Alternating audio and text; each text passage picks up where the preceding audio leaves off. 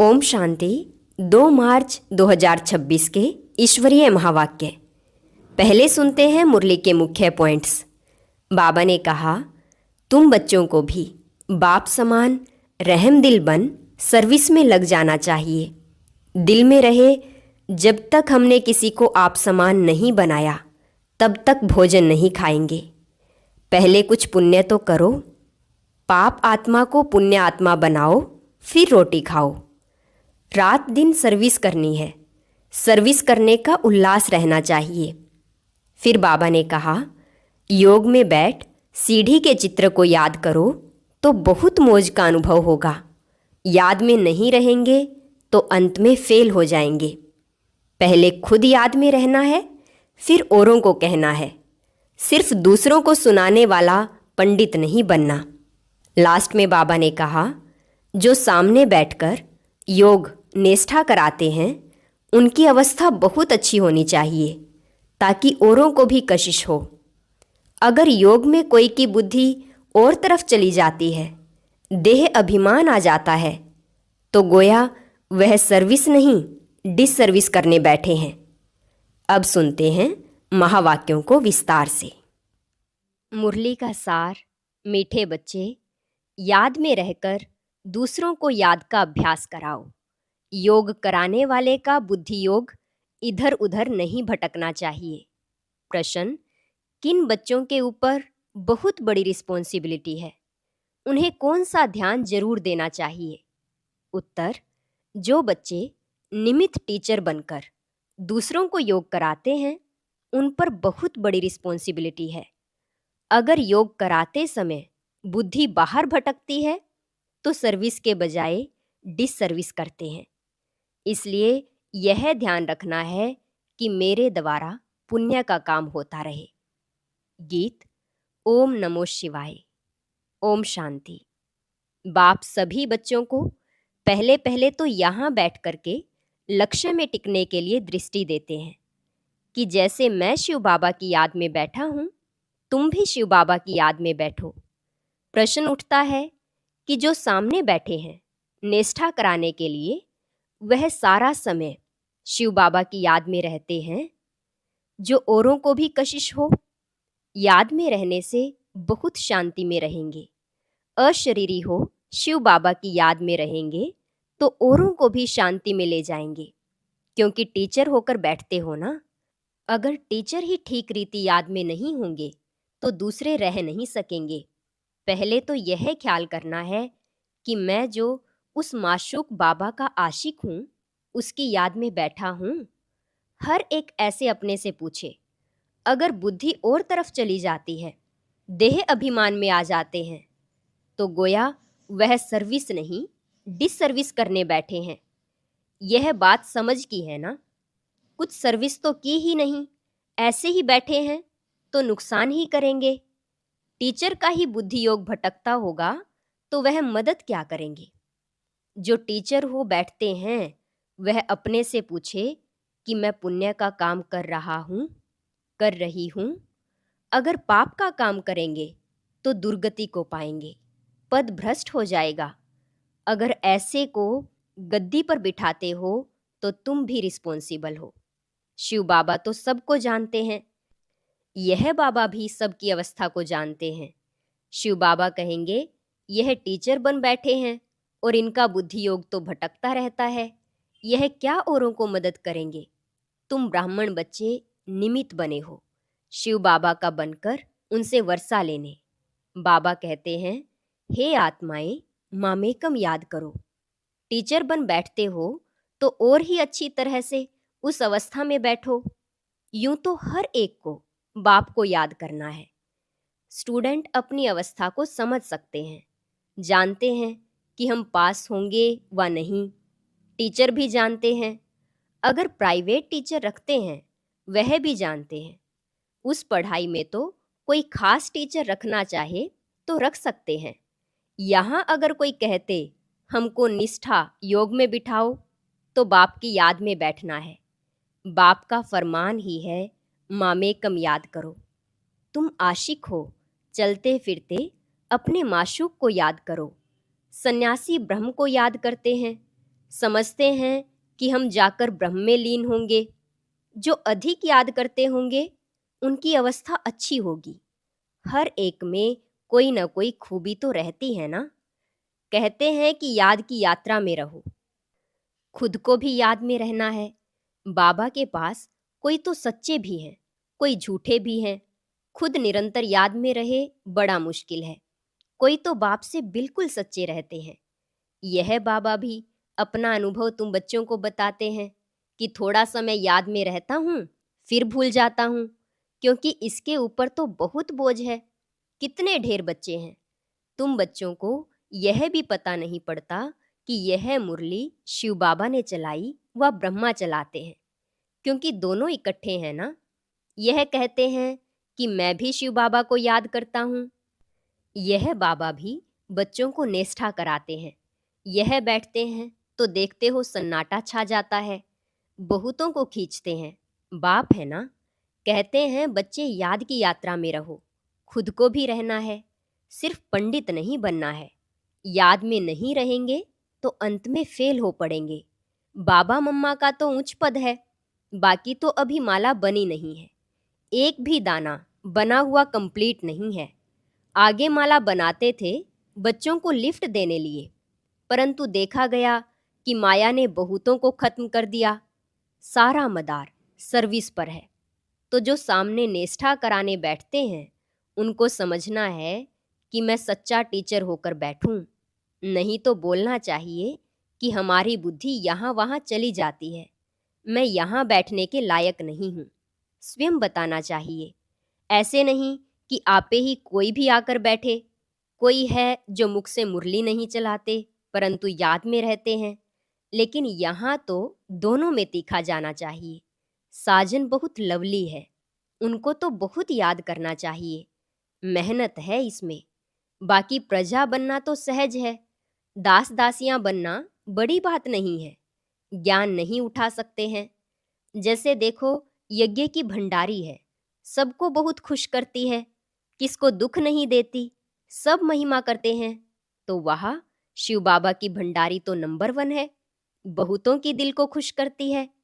बाबा भी बच्चों की दिल को खुश करते आए हैं।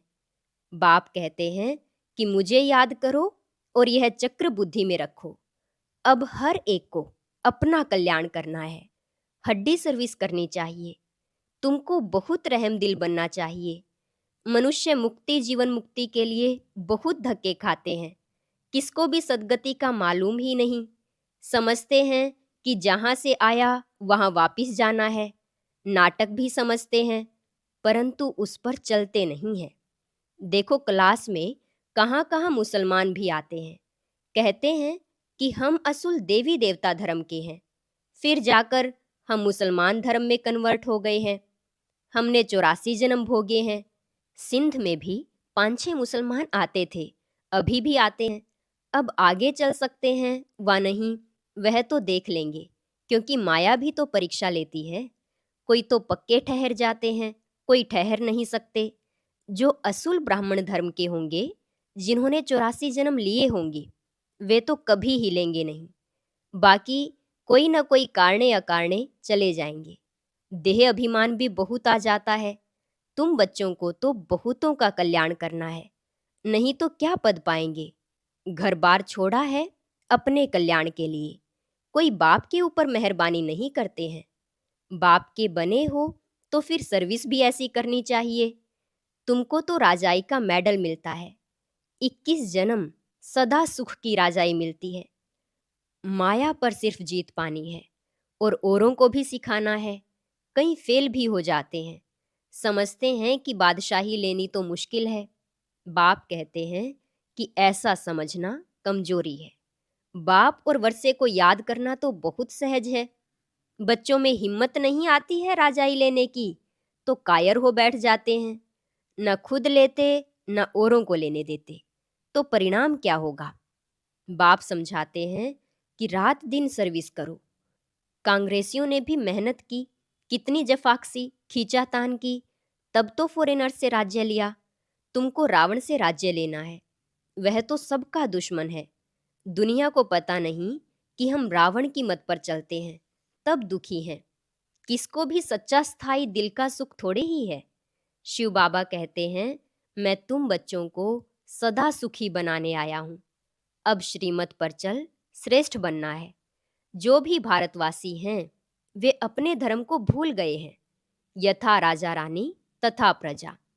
अब तुम बच्चों को समझ मिली है सृष्टि का चक्र कैसे चलता है, सो भी घड़ी घड़ी भूल जाते हैं, बुद्धि में ठहरता ही नहीं।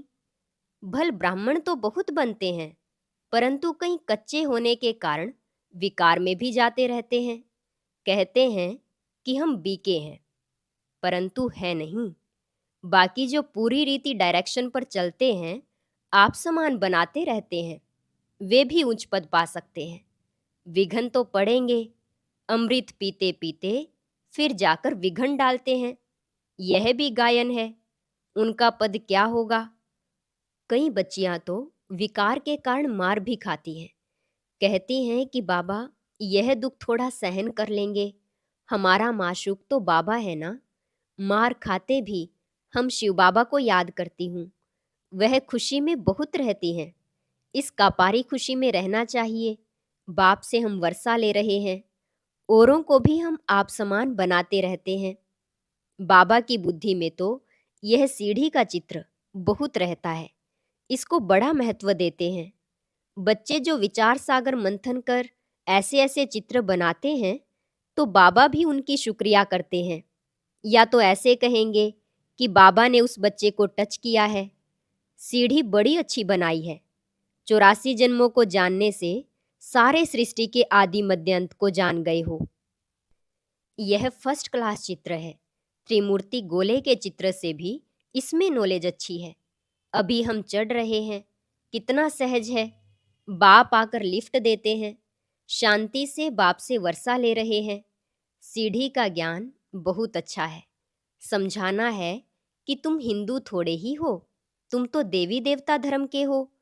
अगर कहें कि हमने 84 जन्म थोड़े ही लिए हैं, अरे क्यों नहीं समझते हो कि हमने 84 जन्म लिए हैं। फिर याद करो तो तुम फिर से पहले नंबर में आ जाएंगे। अपने कुल का होगा तो ऐसा प्रश्न करेगा नहीं कि सब थोड़े ही 84 जन्म लेंगे। अरे तुम क्यों समझते हो कि हम देरी से आए हैं। बाप सब बच्चों को कहते हैं, तुम भारतवासियों ने 84 जन्म लिए हैं। अब फिर से अपना वर्षा लो, स्वर्ग में चलो। तुम बच्चे योग में बैठते हो, सीढ़ी को याद करो तो बहुत मौज में रहेंगे। हमने 84 जन्म पूरे किए हैं, अब हम वापिस जाते हैं। कितनी खुशी होती है। सर्विस करने का भी उल्लास रहना चाहिए। समझाने के तरीके भी बहुत मिल रहे हैं। सीढ़ी के ऊपर समझाओ। चित्र तो सब चाहिए ना, त्रिमूर्ति भी चाहिए। बाबा कहते भी हैं कि तुम जाओ ही मेरे भक्तों के पास, उनको यह ज्ञान सुनाओ। वह मिलेंगे मंदिरों में। मंदिरों में भी इस सीढ़ी के चित्र पर समझा सकते हो। सारा दिन बुद्धि में यह रहे कि हम बाबा का परिचय दें, किसका कल्याण करें। दिन प्रतिदिन बुद्धि का ताला खुलता जाएगा। जिनको वर्षा पाना होगा वह आएंगे, दिन प्रतिदिन सीखते भी रहेंगे। कईयों पर ग्रहचारी बैठती है तो बाबा को समझाना पड़ता है। वह नहीं समझते कि हमारे ऊपर ग्रहचारी है, इसलिए हमसे सर्विस नहीं होती। सारी रिस्पॉन्सिबिलिटी तुम बच्चों पर है। आप समान ब्राह्मण बनाते रहो। सर्विस पर रहने से बहुत खुशी होती है, बहुतों का कल्याण होता है। बाबा को बंबई में सर्विस करने का बहुत मजा आता था। बहुत नए नए आते थे। बाबा की तो बहुत दिल होती है कि सर्विस करे। बच्चों को भी ऐसा रहम दिल बनना चाहिए। सर्विस पर लग जाना चाहिए। दिल में यह रहना चाहिए कि जब तक हमने किसी को आप समान नहीं बनाया, तब तक भोजन नहीं खाना है। पहले पुण्य तो करूं। पाप आत्मा को पुण्य आत्मा बनाएं, फिर रोटी खाएं। तो सर्विस में जुटा रहना चाहिए। किसका जीवन सफल बनाएं, तब रोटी खाएं। आप समान ब्राह्मण बनाने की कोशिश करते रहना चाहिए। बच्चों के लिए मैगजीन निकलती है, लेकिन बीके इतना पढ़ते नहीं हैं। समझते हैं कि हमको थोड़े ही पढ़ना है, यह बाहर वालों के लिए है। बाबा कहते हैं, बाहर वाले तो कुछ समझते नहीं हैं बिगर टीचर के। यह है ब्रह्मा कुमार कुमारियों के लिए, तो पढ़कर रिफ्रेश हो, परंतु वे पढ़ते नहीं। सभी सेंटर्स वालों से पूछते हैं कि सारी मैगजीन कौन पढ़ते हैं, मैगजीन से क्या समझते हैं, कहाँ तक ठीक है। मैगजीन निकालने वाले को भी आफरीन देनी चाहिए कि आपने बहुत अच्छी मैगजीन लिखी, आपको धन्यवाद करते हैं। मेहनत करनी है, मैगजीन पढ़नी है, यह है बच्चों के रिफ्रेश होने के लिए। लेकिन बच्चे पढ़ते नहीं। जिनका नाम बाला है उन्हों को सब बुलाते हैं कि बाबा भाषण करने के लिए हमारे पास फलाने को भेजो। बाबा फिर समझते हैं कि खुद भाषण करना नहीं जानते, तब तो मांगनी करते हैं। तो सर्विस एबल को कितना रिगार्ड देना चाहिए। अच्छा, मीठे मीठे सिक्की लदे बच्चों प्रति माता पिता बाप दादा का याद प्यार और गुड मॉर्निंग। रूहानी बाप की रूहानी बच्चों को नमस्ते। रूहानी बच्चों की रूहानी बाप दादा को नमस्ते नमस्ते, गुड मॉर्निंग, शुक्रिया बाबा, शुक्रिया। धारणा के लिए मुख्य सार। राजाई का मेडल लेने के लिए सबकी दिल को खुश करना है। बहुत बहुत रहमदिल बन अपना और सर्व का कल्याण करना है। हड्डी सेवा करनी है। देह अभिमान में आकर डिसर्विस नहीं करनी है। सदा पुण्य का काम करना है। आप समान ब्राह्मण बनाने की सेवा करनी है। सर्विस एबल का रिगार्ड रखना है। वरदान। मनन शक्ति द्वारा वेस्ट के वेट को समाप्त करने वाले सदा शक्तिशाली भव। मनन शक्ति द्वारा वेस्ट के वेट को समाप्त करने वाले सदा शक्तिशाली भव। आत्मा पर वेस्ट का ही वेट है। वेस्ट संकल्प, वेस्ट वाणी, वेस्ट कर्म, इससे आत्मा भारी हो जाती है। अब इस वेट को खत्म करो। इस वेट को समाप्त करने के लिए सदा सेवा में बिजी रहो। मनन शक्ति को बढ़ाओ। मनन शक्ति से आत्मा शक्तिशाली बन जाएगी।